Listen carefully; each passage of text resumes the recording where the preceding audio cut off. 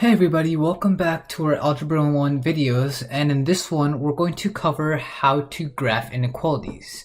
So this is one of the more confusing subjects or topics in Algebra 1, especially because the solutions for inequalities usually have a range, because it's not a equal to sign, but it's a greater than or equal to or a less than or equal to sign that are most often used in inequalities. So this sign right here tells us that we have a range of solutions, and that's usually what makes it difficult to graph inequalities or identify the solutions from the graph. So we're going to go through one quick example on how to do this. Well, we have an inequality here that y is greater than or equal to x plus 5. Now keep in mind, here's a tip for identifying what that inequality says. If you see this greater than or less than sign, think of it like an alligator mouth. Now, whichever side that alligator mouth is opening to, that's going to be the larger side. So if this is the alligator mouth, it opens to the left, and y is to the left. So y is greater than. Now, if it was to the right, let's say our inequality was something like that. The alligator mouth opens to the right, so the right side is greater than our left side, which means y is less than x plus 5. Now that's just a quick tip for identifying inequalities. So we're going to go ahead and graph this. Well, how do we want to do this? Well, you're going to take the same first couple steps that you would if you were solving or graphing an equation. So pick an x point and find the y point that gives you the x value. In other words, find that specific xy coordinate. Well, let's start picking out some points. Let's start off with 0. Well, what does 0 give us? 0 gives us 5. What does 1 give us? 1 gives us 6, and so on. 2 gives us 7. Let's pick some negative values because we have the entire coordinate graph. Negative 1 gives us 4, and negative 2 gives us 3. Now keep in mind, these are not actual points on the graph. This is part of the overarching kind of area that the inequality gives us the solution to. So 0, 5 does not mean that it'll almost always be a solution on this graph.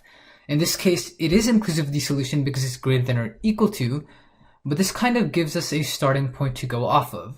We know that when x is 0, our y has to be greater than or equal to 5. So what does this tell us? Well, y has to be greater than or equal to 5. Now looking at our inequality, well, we can just mark a value down here. This would logically be 4.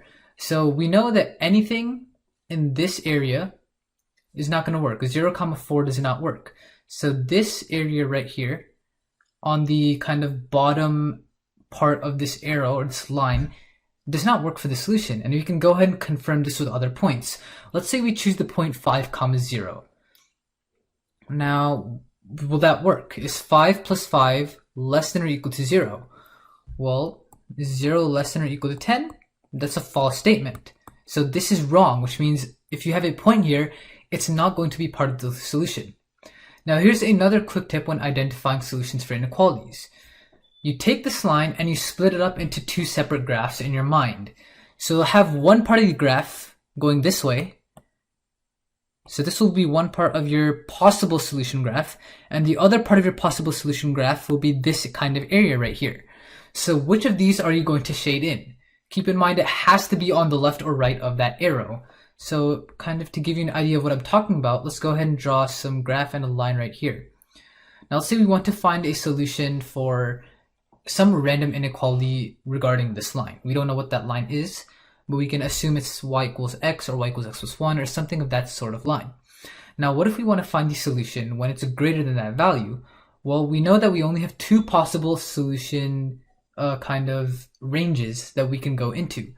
It can be in this area, which is shaded, or it can be in this area, which is now shaded. Now, same thing here. Think of this as like a box.